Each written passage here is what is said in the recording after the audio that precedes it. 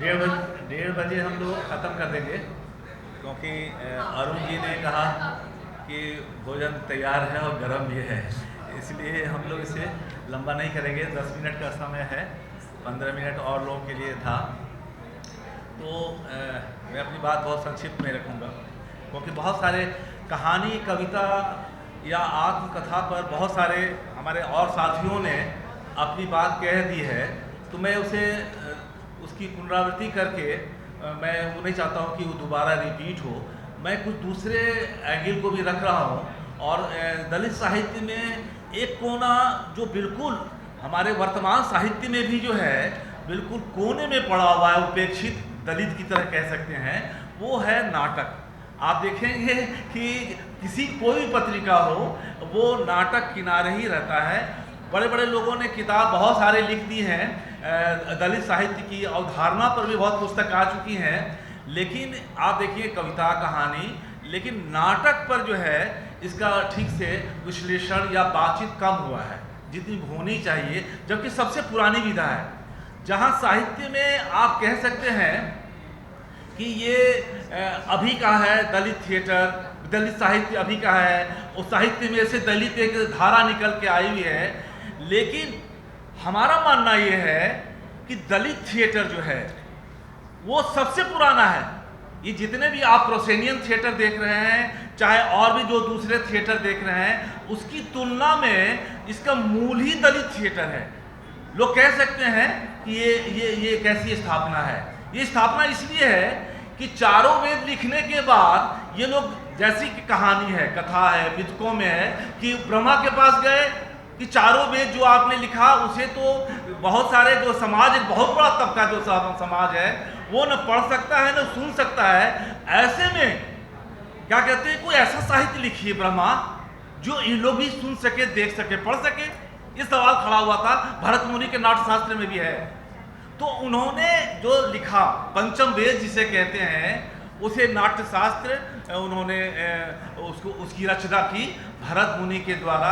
उन्होंने जैसे मिथक में है, कुछ कहते जा रहे थे और वो लिखते जा रहे थे।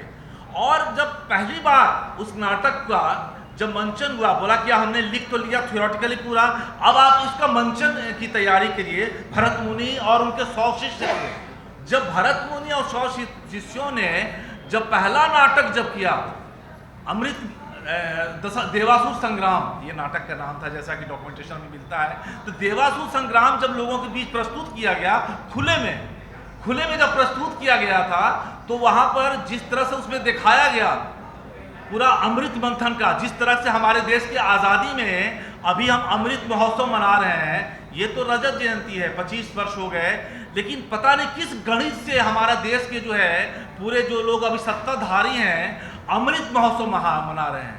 अर्थात 75 को अमृत शब्द कहीं आपको नहीं मिलेगा, लेकिन ये अमृत अगर जोड़े अगर, तो कहीं ना कहीं उसका लिंक वही है कि जिसका अमृत मंथन किया गया था। आपको अमृत मंथन के बाद जहां उसमें से उसमें अगर सूर बहुत मेहनती थे, बहुत दिमाग वाले थे, तो खुद कर लेते ये मंथन। लेकिन कहीं ना कहीं उन्हें श्रम की जरूरत थी। श्रम कहाँ से आएगा? श्रम करने वाले तो असुर प्रजाति के ही लोग थे। तो उन्होंने सारे असुरों को भी जोड़ा और कहा कि उसमें हमारी बराबर की भागीदारी होगी। और तब जब बंटवारा जब वहां से निकला, तो बंटवारे का जब मौका आया, तो आप देखेंगे कि पूर्ण रूप से क्या कहते हैं, उसमें बेईमानी की देवताओं ने। लक्ष्मी आई, विष्णु ले गए, और कामधेनु आया, वशिष्ठ ले गए, ब्राह्मण ले गए। और जब अमृत निकला तो उसे देवताओं ने उसे भी छल से, धोखे से उसे बटोर लिया। यही अमृत महोत्सव अभी मनाया जा रहा, और हमें कहीं ना कहीं धोखे में डालने की कोशिश की जा रही है। पूरा इतिहास उन्होंने गलत ढंग से हमारे सामने पेश कर रहे हैं। अमृत महोत्सव में इन्होंने कहा था, अभी पिछले दिनों नेशनल स्कूल ड्रामा का जो फेस्टिवल हुआ था, उसकी शुरुआत हुई थी, उसमें कहा उन्होंने कि हम चाहते हैं कि इसमें देश में बहुत गुमनाम हुए जो देश की आज़ादी के लिए, उनका इतिहास आए, उनका नाटक आए। बल्कि मैं पूछता हूं, उन्होंने, अर्जुन मेघवाल ने कहा कि मैं पूछता हूं कि गंगू मेहतर पर नाटक क्यों नहीं किए गए। तो आप विश्वास नहीं कि पूरे हॉल में कोई आदमी जवाब नहीं दे पा रहा था। हमने बहुत सारे लोगों से पूछा कानपुर के लोगों से भी कि ये कौन थे गंगू मेहतर। हमें तो पता है, अगर आप गूगल पर डालिएगा निकल जाएगा। मैं जानबूझकर पता लगाने के लिए, माता दीन वाल्मीकि कौन थे, माता दीन भंगी कौन थे, मदारी पासी कौन थे, उदा देवी कौन थे। लेकिन आप देखेंगे कि ये पूरा ये जो थिएटर का जो लोग है, साहित्य की बात नहीं कर रहा हूँ, थिएटर में तमाम लोग में एक सन्नाटा है। हमारे सामने उदा देवी नायिका के रूप में नहीं लाया गया है। झलकारी देवी की चर्चा होती है, लेकिन पूरे फिल्म में अगर देखें, अभी जो पिछले दिनों फिल्म बनी थी मणिकर का, उसमें थोड़ी देर के लिए आती है, कहीं से भी उसकी लड़ाई की बात नहीं आती है। मदारी पासी ने जो कि लंबी लड़ाई लड़ी थी, वो कहीं ना कहीं हमारे हमसे ओझल रहता है। यही जब अमृत महोत्सव में जब नाटक अमृत मंथन में जब नाटक देवताओं और देवताओं ने किया, तो वहां पर विरूपाक्ष ने विरोध किया। विरूपाक्ष ने कहा कि ये जो है ये गलत इतिहास दिखाया जा रहा है, आप इस इतिहास को बदलिए।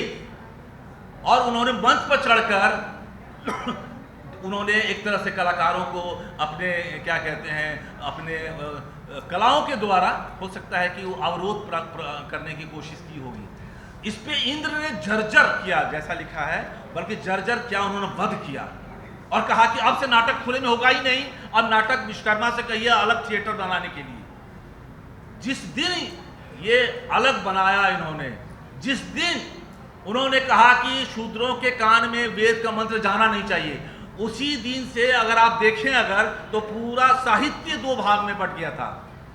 और यही हम देख रहे हैं कि बाद में लोक में हम तो हैं, लोक में आप देखेंगे कि सेना नाई के जो नाटक है लंबे, उसने 1504 के समय में जो है कबीर रैदास गोष्ठी जो सुखदेव सिंह ने एडिट की है अपने पुस्तक, उसमें भी है वो नाटक। उसमें जो शैली थी बातचीत की शैली थी, और बातचीत के द्वारा जो हमारे देश में कर्मकांड को जो उभारा गया है, रखा गया है, जो बात कबीर करते थे, रैदास करते थे, वर्ण व्यवस्था पर अटैक करते थे, वो सारा उस नाटक में एक 8-10 पेज का है संवाद शैली में। उस संवाद शैली में हमें दिखता है।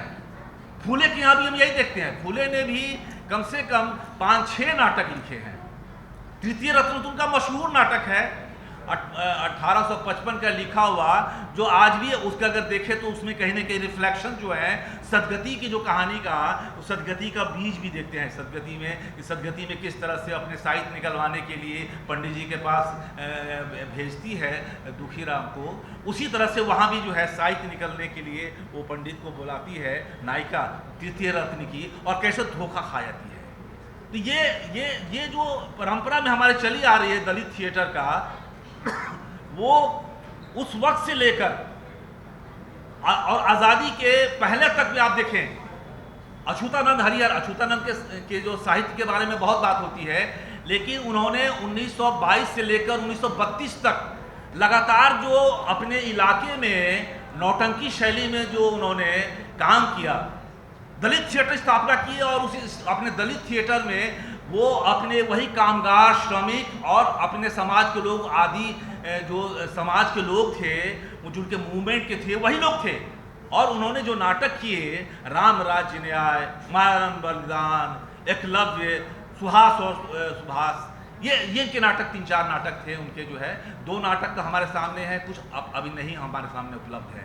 तो वो जो दौर था उसमें आप देखेंगे अगर नाटक पे, तो अंबेडकर साहब का पूरा प्रभाव दिखता है उसमें, पूरा प्रभाव दिखता है। लेकिन हमारे हिंदी कहानी में उस वक्त का अगर दौर के देखें, तो हिंदी कहानी जो लिखी जा रही है, अगर हमारे प्रेमचंद लिख रहे हैं, प्रेमचंद की कई कहानियां इस मुद्दों पर हैं, लेकिन प्रेमचंद का जो है वो ज़्यादा प्रभाव अपने कहानियों में, वो गांधी से ज़्यादा प्रभाव है।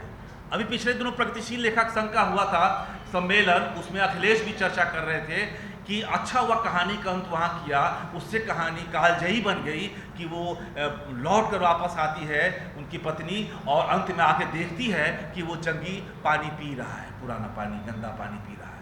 अर्थात वो यथास्थितिवाद को ये लोग, बहुत बड़ा तबका जो है, मजबूत करना चाहते कि यही यथास्थिति यहीं तक रहे। वो भूल जाते हैं कि वही दौर है जब अम्बेडकर साहब ने चौदार तालाब में गए थे और प्रतिरोध के रूप में उन्होंने पानी पिया था वहाँ पे। क्या हमारे कहानी का विषय हमारा ये नहीं हो सकता है? हम कहानी का अंत यहाँ नहीं कर सकते, वही पारंपरिक अंत रखेंगे कि नहीं, हमारा अंत जो है वही यथास्थितिवाद पर रखे। जयशंकर प्रसाद की जो कहानी विराम चिन्ह है वो घुसने नहीं दे रहा, उसे वहीं मार कर उसे दरवाजे पे ही गिरा दे रहे हैं, जबकि उन कहानी उन्होंने 1904-5 के आसपास लिखी थी। बढ़ने की कोशिश नहीं कर रहे हैं। हमारे हिंदी प्रदेश का देश ऐसा नहीं है कि उस वक्त के मूवमेंट से, अंबेडकर के आंदोलन से वो परिचित नहीं थे।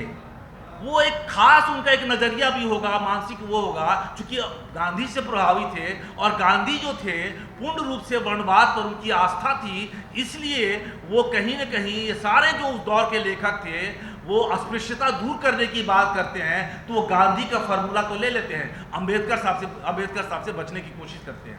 बाद के दिनों में इक्टा के आंदोलन में भी यही है हुआ। और बाद में देखिए, अब जबकि 1936 में अंबेडकर साहब जब बॉम्बे थिएटर में दक्षिण का दिया नाटक उनको बुलाया गया था, वो गए थे, और जाने के बाद जैसा कि धनंजय कीर ने लिखा है कि पूरा ऑडिटोरियम जो है पूरा भरा हुआ था, यहाँ तक कि एक चींटी के पैर रखने तक की जगह नहीं थी।